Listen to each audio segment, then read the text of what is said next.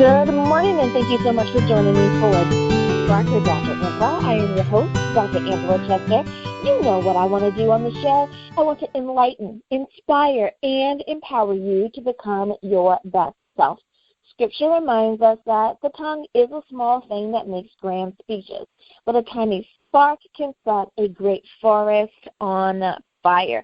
And today I'm getting fired up with my guest. She is Sherry Witt, and she's written the book Sheep Ears. Are You Guided by the Good Shepherd? So let me tell you a little bit more about Sherry. Sherry attended Wayland Baptist College. She married her high school sweetheart, Randy, and they have resided in Pine Bluff, Arkansas for the past 43 years. They have 3 sons and 6 grandchildren. She taught at 2 daycares, then worked as a paraprofessional in the Pine Bluff School District for 16 years. She has also worked at the front desk of Seabrook Family Christian Center for 11 years. And now she adds author to the list of her many accomplishments.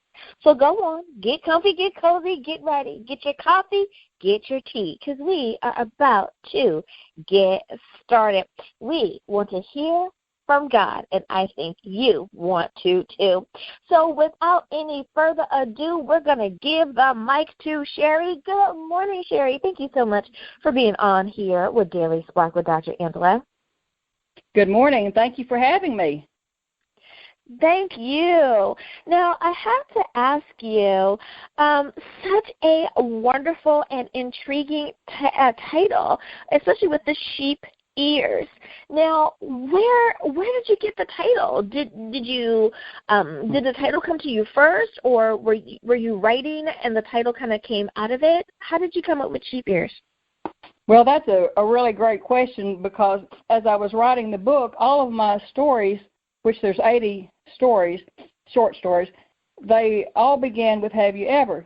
So my intention was to name the book Have You Ever? And after I had totally written the book, I was all the way through, and I looked on online and typed in Have You Ever for books, and there were so many books that were titled Have You Ever? Oh, yeah. I thought, that's overused, so, I thought, well, I need to think of another book. And my friend and I were driving to Kentucky and back from Kentucky, and we had a long time to think, and so we were just paying attention to everything. We were looking at billboards that said Stuckey's, this exit, and so we wrote everything down, and, nothing was clicking. And on the way back, I saw a sign, and it said, used cows. And I thought, that is the funniest thing I've ever seen, because usually you would see cows for sale. But this one said used cows. And I thought, God, I like a short title because people really don't remember past 2 words. And I just think that would be a great idea. And I'm kind of a funny girl, so I thought, well, that would be catchy. And so I just kept thinking, and I said, God, I give up. Can you just tell me the name of the book? And so it's like, finally, I gave up. And I felt him speak in my heart. And he said, well, what's the scripture about hearing from me? And I, didn't have my computer with me. I was just sitting there driving. And I thought, well, the only thing I can think of is my sheep hear my voice. Yeah. And then God asked me the big question. He said, what do sheep hear with? Wow. And so I said, well, sheep ears? And then I heard nothing, and I thought, that's it. So that's how, God gave me the name. And about 3 months later, I was looking under my, felt pretty confident about the title, but I was looking under my cabinets, and I was feeling around, and I was looking for something. I felt something glass and kind of lumpy, and I thought, what in the world is that? And I pulled it out, and I looked at it, and it was a sheep that someone had given to my mom. It had a plant in it, at the time, had given to my mom the day I promise you, the day that I was born. Wow. And I looked at, it was a little sheep, and it had big old pink ears. And I looked at it, and I felt God speak to me, and he said, this is your destiny. Wow. So wow. That is awesome. It was really an emotional moment for me. And you know what I love, because I like how you said that you have a good sense of humor and all, and I think that God has a really great sense of humor as well, and that there are little things that he does that even though someone else may have a similar story, they're still just for us, those very personal things that we're able to go back and kind of reflect on and go, oh, my goodness, look at how this has come full circle. That is awesome. I'm so glad you shared that story. That is amazing. Mm-hmm. Now, when you were actually in the process of writing, did you find that there were certain things that kind of helped to motivate you, to keep you going, to keep, each page or each chapter going? What was your motivation during that time? Well, the super motivation was that it's kind of a little story too. By the way, I never, ever in my whole life, not once, wanted to write a book. That was, if I would have written a bucket list, that would have been 1,001 because that was just not on my radar. But I went to a camp non-denominational camp in Alabama, and there was this man and his wife there. They were Dr. Robert Mahumza and his wife Eva. And, I shared some of the things that had happened in my life, and they're like, what? This is amazing. Oh, my goodness. And I started telling them, they said, tell us more. And the guy said, tell us more. It must be, I need to hear more. Mm-hmm. And so I'm like, wow, he sure does have a funny accent. I wonder where he's from. I asked him where he was, he lived, and he said Louisiana, and I thought, well, that doesn't sound like a Cajun accent. But come to find out, he was from Uganda originally. But he and his wife, we skipped service that night, and what ended up is 10 minutes of telling things that had happened to 2 hours. And the next day, I saw him in the lunch line, and he said, you must write this down. You must write this down. And I'm like, what? And, I saw him 10 more times by the end of the camp in two days. And he would always say, you must write this down. And I said, well, you don't understand. I don't even type. And he said, dragon, you must get dragon. And I thought, what, a baby dragon? And he said, no, this is something that you speak to, and it types for you. And I said, well, okay. But I told my friend Gwen, when I got back to Arkansas, I said, Gwen, this doctor was telling me that I need to write some of my stories down of things that have happened to me. And I said, well, do you want to hear one of them? And she said, no, I don't. And I thought, well, that was kind of rude. And she said, I want you to kind of hurt my feelings for just a half a second. Right. And she said, no, I want you to write it down. And I was like, oh, brother, I'm getting attacked from every side. So before we left, she said, promise me you'll write 2 stories down. So I wrote her 2 stories, and I gave them to her, and she started crying. She's like, oh, my goodness, these are amazing. And she said, write 4 more. And I said, oh, no, I can't do that. Well, anyway, I wrote 4 more, and she said, oh, Sherry, I can see this becoming a book. I see it becoming a book. I said, a book? What are you talking about? I can't do that. And she said, Sherry, I can see it. I said, well, okay, just call it a booklet. And so I just let that sit and marinate for this was in June of 2010. So in December 2010, I was standing in front of the dishwasher, loading the dishes in the dishwasher, just mundane, everyday things. And all of a sudden, I felt God speak to my heart, and he was stern. He said, if you don't start writing, I'm going to give it to someone else. And I thought, oh, wow. I thought, what? All this time, he was telling me, she was telling me. My parents had always been telling me to write it down, but it was them.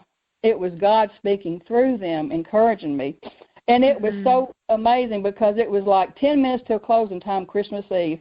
I got in my car. It scared me so much. I zoomed to Staples, which is just a little bit away from me, and I got some notepads, some pencils, some big erasers, and I started writing because it literally it scared me because I thought, oh, God has given me something and He's going to take it away. I don't want Him to take it away. Right. And in 3 weeks, I had written 30 stories, but I wrote them by hand. I wrote them by hand because I didn't get the dragon, and I could think better, because I could write. Right. And so it kind of went from there. And in 1 year, I had the 80 stories, and my friend said, well, when are you, at 36, she said, when are you ever going to stop and publish it? And I said, well, I don't know. I guess when God tells me to. Right. When I had 80, then that was the number. So, that was my motivation, hearing God in my ear saying, if you don't start writing, I'm going to give it to someone else. So I was driven by His words. That's what it was. Absolutely. I don't blame you at all. Now, when did you first realize that you were, even able to hear God? Well, excuse me. In December of 1982, I just had my third child. I was standing in the living room, pacing back and forth, trying to get him to quit crying.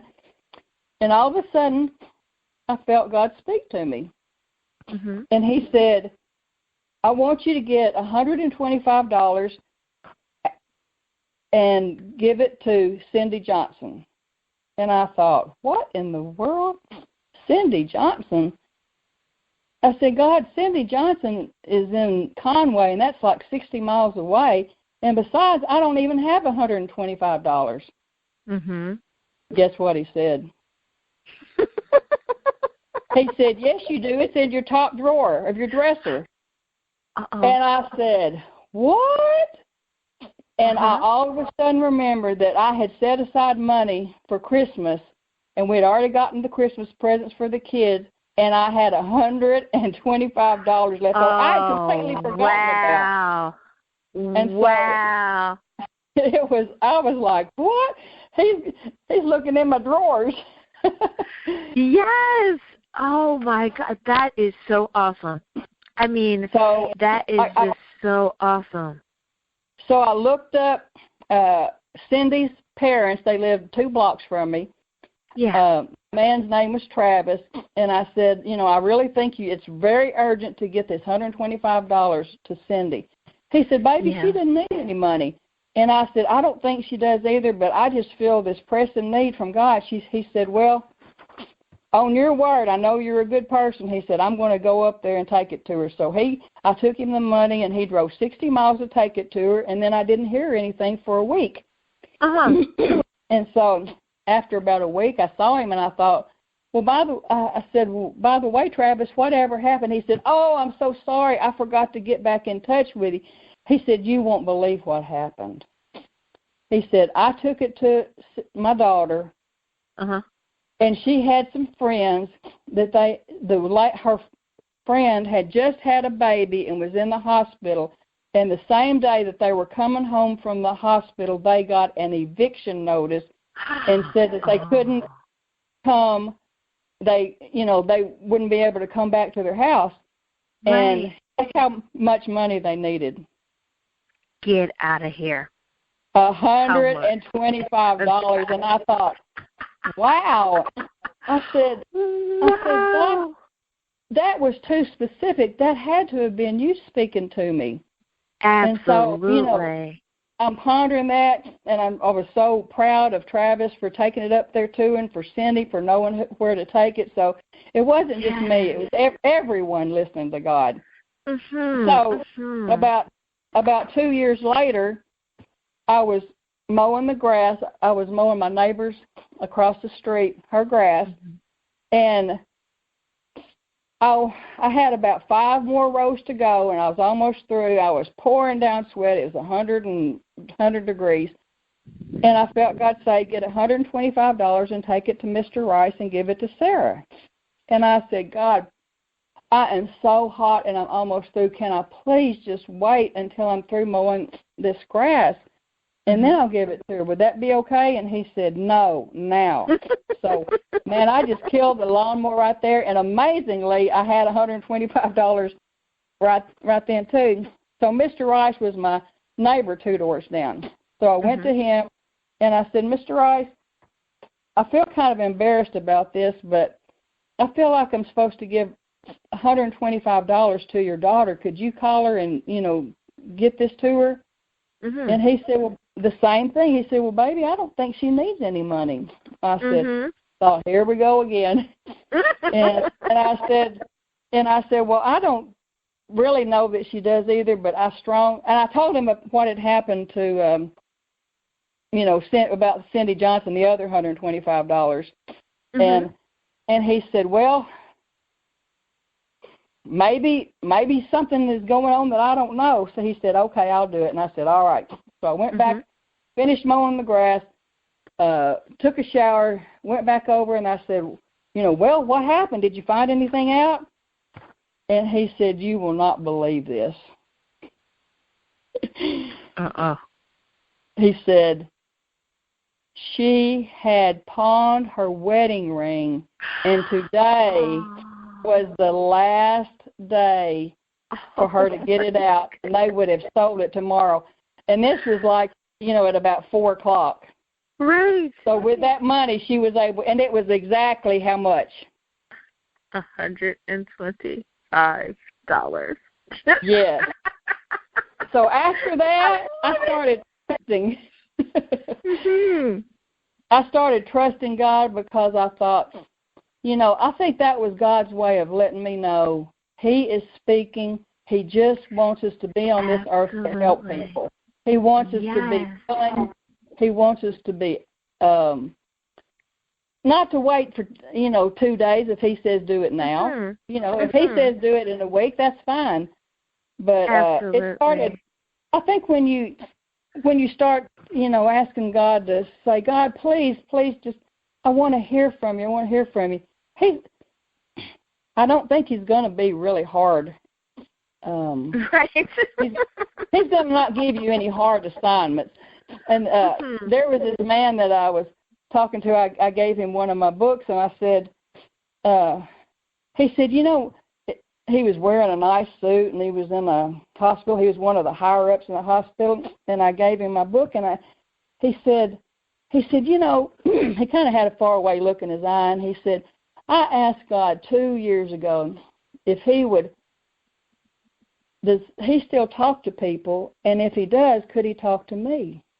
And he all of a sudden, he just looked straight in my eyes, and he said, do you know what He said to me? And I said, no. He said, is this good enough? Wow. I mean, God is He's just so simple. And to me, that was humorous. And that got the point across. Is this good enough? Right. I love it.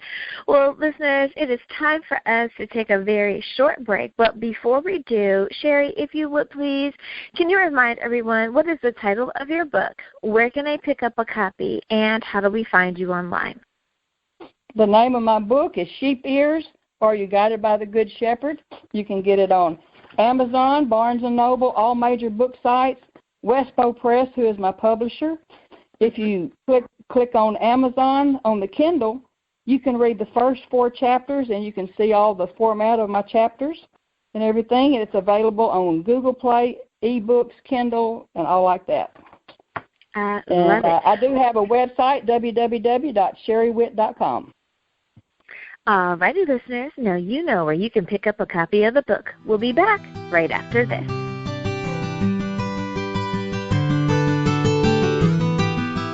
And we are back. Thank you so much for joining me for Daily Spark with Dr. Angela. I am your host, Dr. Angela Chester. My guest today is author Sherry Witt, and she's written the book Sheep Ears. Are You Guided by the Good Shepherd?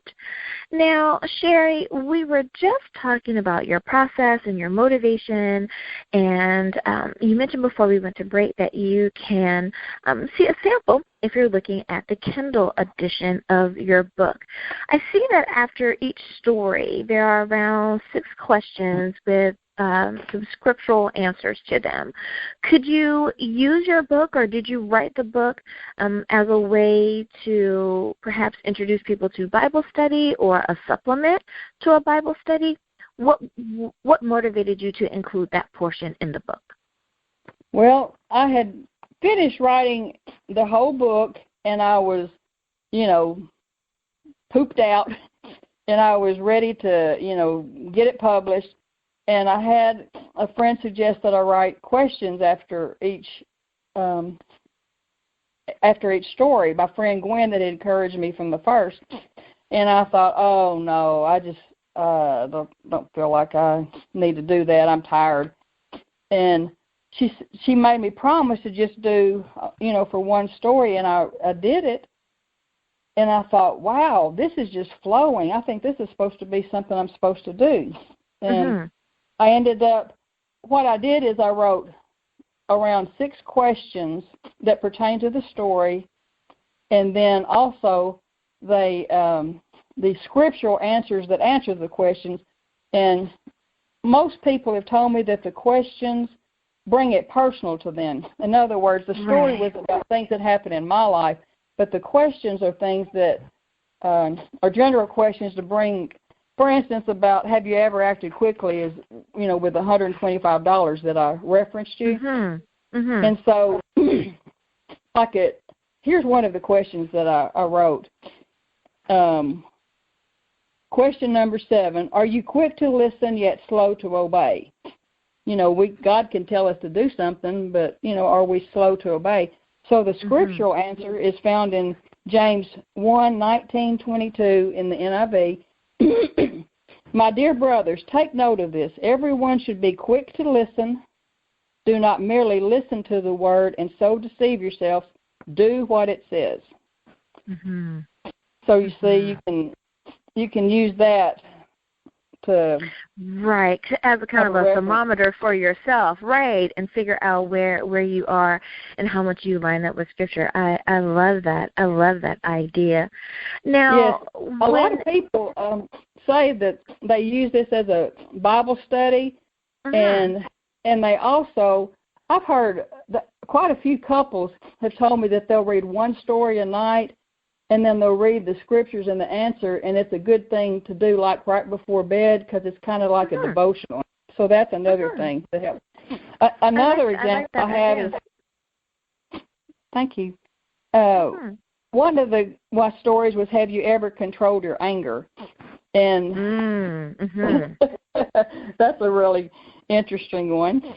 And so, like on question number 5, my question is, even when you have a right to be angry, people are watching your reactions. Do you feel that it would destroy your Christian witness if they watch you explode? Why or why not? That's something we all need to think about when we're out in the public. That's a great group question, right? Yeah, right. That could take a half an hour with a group of people alone. I love it.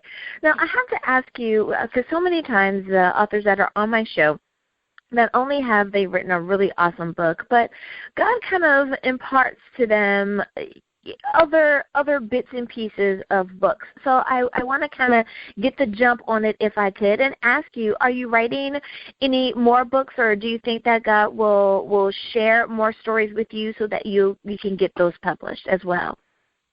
You won't believe how many people ask me that. I mean, even at church, they'll come up and say, Sherry, have you started writing another book? Have you started writing another book? People in Walmart are stop and ask me. And my answer is, what I feel God has told me to say is that I'm living what I'm going to be writing about. So I lived what I had written about, and I still have more stories from the past, But right now, I'm having relevant stories to what's happening now. And, some of the things I've been going through have not been fun. They haven't been wonderful or glorious, but God is getting the glory from them. I just had 25 radiation treatments in my head. I was losing the sight in my right eye. I just had a pacemaker put in. All this is in like the last 6 months. And but you know what? You have to live the stories before you can write a story. Right. I just, can't wait to see what God is doing with everything, but I haven't started yet. I'm living it right now. And I can understand. It's like you're doing the research for the next book. I gotcha. Right. I like that. Now, if there is anything that you wanted for a reader to take away from your book. So, of course, everyone, we encourage you to go out and pick up a copy. Support your local bookstore.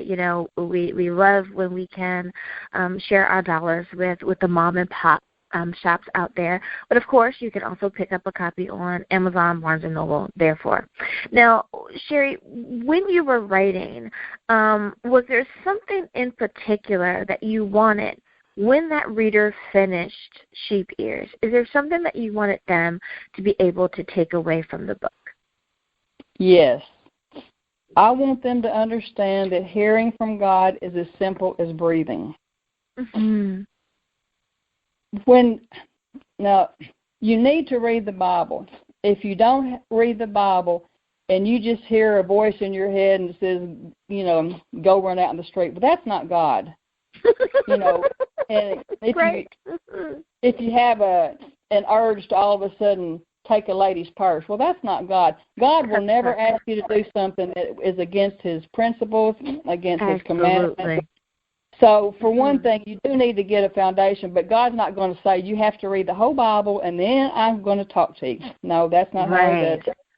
But you need to be willing to listen to Him, and you need to ask God for guidance. You say, God, I just like that man did.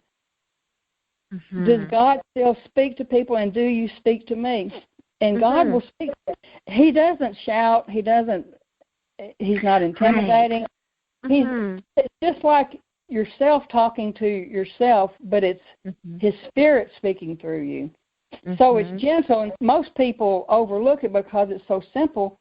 They don't realize it's Him. And I'm praying that as they read my book, so many people, when they read my book, and even a story, when I first started writing it, they read the Have You Ever, and they would I would show them a story, just one at a time to get feedback on it, and they would lay the story down and they say, you know what?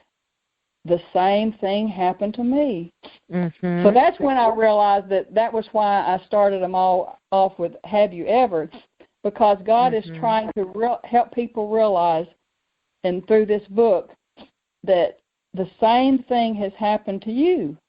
And maybe you didn't realize it was God speaking through you. Maybe you didn't realize that He's been there the whole time, and He has. And so many people have told me that they have gotten a closer walk with God because they're realizing that God has been speaking to them, and they didn't know what it was. They thought they were just having, thoughts. So it's not as, I want people to realize that it's not as hard as you thought it was, and that you've probably been hearing Him your whole life. And also, you remember in the Bible about Samuel? God was calling Samuel, Samuel, and he thought it was Eli. And he went to Eli and he said, what do you want? What do you want? And he said, no, it wasn't me. He called again. And the third time Samuel said, speak, I'm your servant, ready to listen. So Samuel, who was one of the most greatest prophets of God, didn't in the beginning realize that it was God speaking to him. He thought it was Eli, his priest, that was raising him. But when he finally realized, he said, speak, I'm your servant, ready to listen. And if we can just take that away and say, just sit in your chair, your car, wherever you're at, and just say, speak, Lord, I'm listening. And if you're willing to do the simple things that He asks you to, you'll get stronger and stronger in your faith, and you'll realize God is speaking to me. He does love me. He does love me. I love it. Well, Sherry, thank you so much for coming and encouraging our listeners today and reminding them that God is speaking to us if we simply take the time to listen. Sherry Witt, thank you so much for being on Daily Spark with Dr. Angela today. You're so welcome. Thank you for having me. It's been a joy. And listeners, thank you for tuning in as well. As always, may the Lord continue to shine His face upon you. May you receive His grace and His mercy in all that you do. Until next time, everyone, be blessed in the Lord. Bye-bye.